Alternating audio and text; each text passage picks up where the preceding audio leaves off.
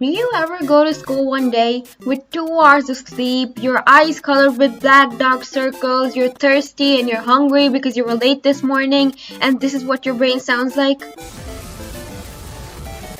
Yeah, I know. And then when you're drinking water, water falls on your hands and down on your last drop. But your friend does not know this yet. So he comes to you and he asks, Did you wet your pants? Students' life can be very stressful. Competition in the world of academics has rapidly increased. And not just that, we have our own problems from our own lives outside school too. And eventually, when we grow up, and if we're not able to manage the stress and the emotions that come along with adulthood, we might face problems. And that is why we need emotional education. emotional education is the process by which a person acquires and develops emotional knowledge and skills. Emotional education helps us enhance our emotional intelligence, which is the ability to understand, use, and manage your own emotions in positive ways to relieve stress, communicate effectively, empathize with others, overcome challenges, and diffuse conflict. Let's play a game to see how emotionally intelligent you are. Look at the eyes of the people on the screen and select what emotion you think that they are feeling.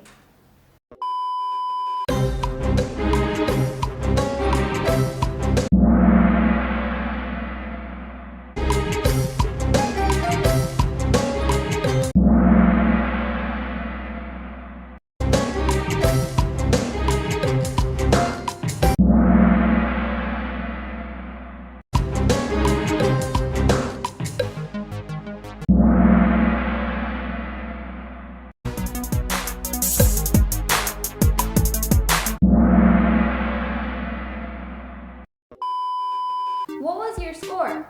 Keep it in your mind till the end of this video.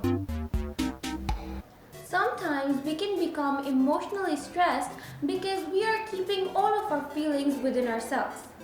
Maybe you don't have someone to share these feelings with, or maybe you're not able to express these emotions out to someone.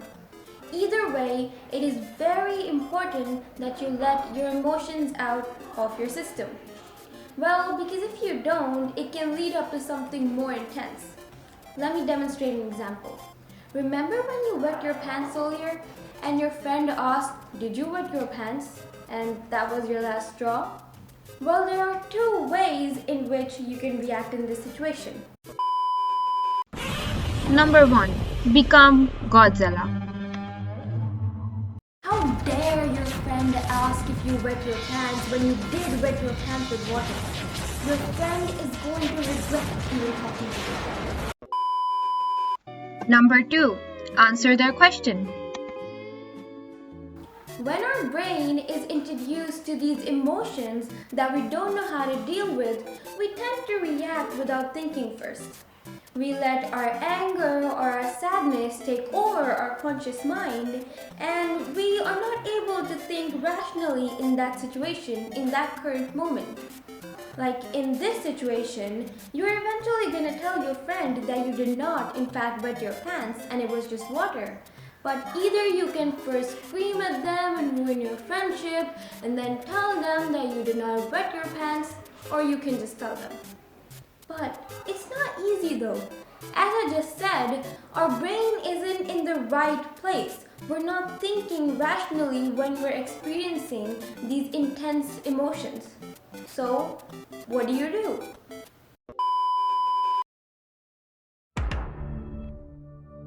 After you're bored of binge watching the television, maybe you can do 10 minutes of mindfulness meditation every day. In order to think logically when you're angry, you have to practice always thinking logically. Being aware of your surroundings at all times helps you gain control of your brain. Emotions like anger, fear, sadness, or distress can take over your brain, but by practicing consciousness, you can become in charge of your brain at all times. Now, let's go further back into our story.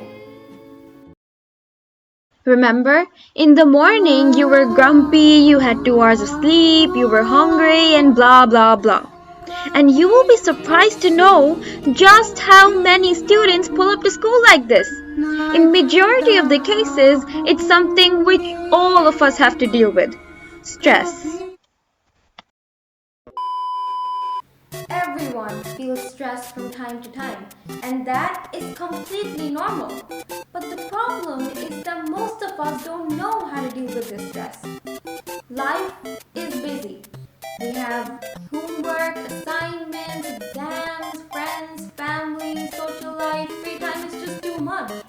But you can't pull up to school every single day with just 2 hours of sleep. It is not sustainable. Now, we don't learn stress management overnight. It takes time and it takes experience, and that is what we learn through emotional education. Let me give you a glimpse. Start to notice patterns. Start trying to notice what triggers your stress. Ask yourself, is it because you procrastinate on your homework a lot? Or maybe you take upon too much work? Or maybe you weren't able to manage your time properly? What could be the reason? Whatever it is, apply mindfulness to your brain and stop whatever you're doing. Stop and think every time you experience such negative emotions. Ask yourself, why am I reacting like this? What's the problem or what's the cause? Ask yourself these questions. Now, let's change perspectives. Suppose you are the friend who asked, "Did you wet your pants?" to you a few minutes ago. Suppose earlier you said, "No, I did not." But it is still clear that you needed help. Your eyes had big dark circles, you were sleepy, and if you were grumpy or annoyed, it's natural that you had such an expression on your face. Now, as a friend, you need to recognize the emotion on another person's face and communicate with them.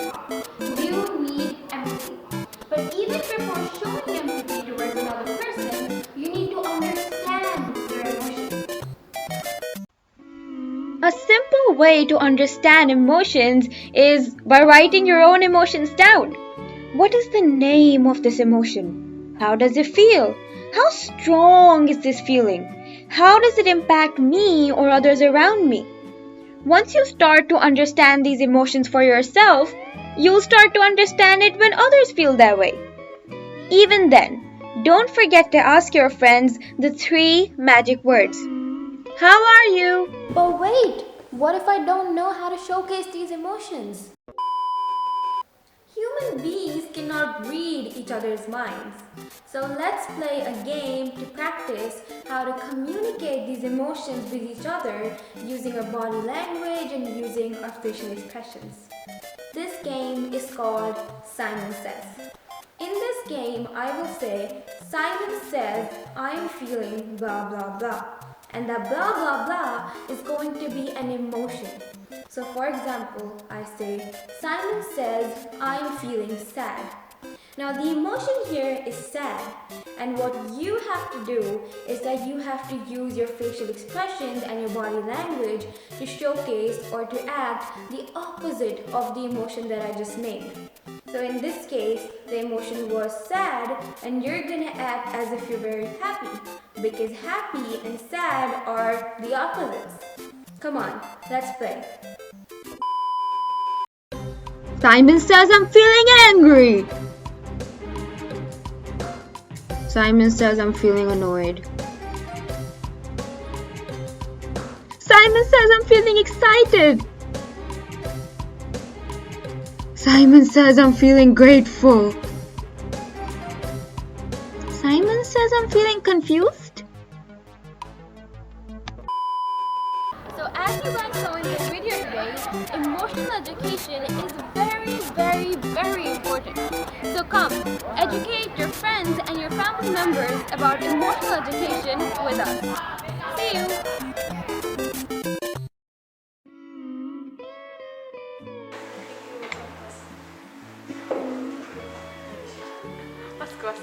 마스크.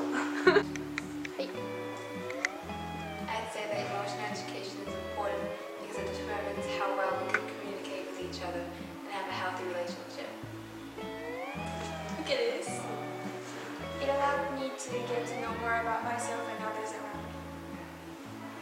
me. Emotional health education impacts my life because people around me can know about me better. Emotional health education will make my friendship improve. Making a friend.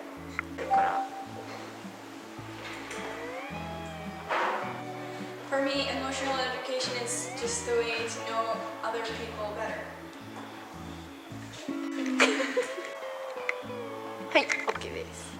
Emotional education helps me to have good relationship with people and my friends because I can know how they're feeling by looking at their faces and emotions. I think it has a good impact. I think it will help us build a good and strong relationship between others.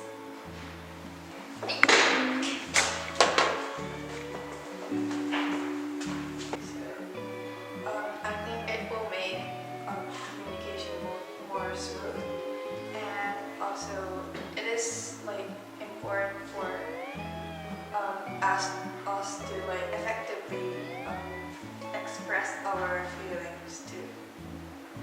That's all. I think emotional education makes me able to know how I should interact with people depending on their emotions. So I think it's kind of convenient.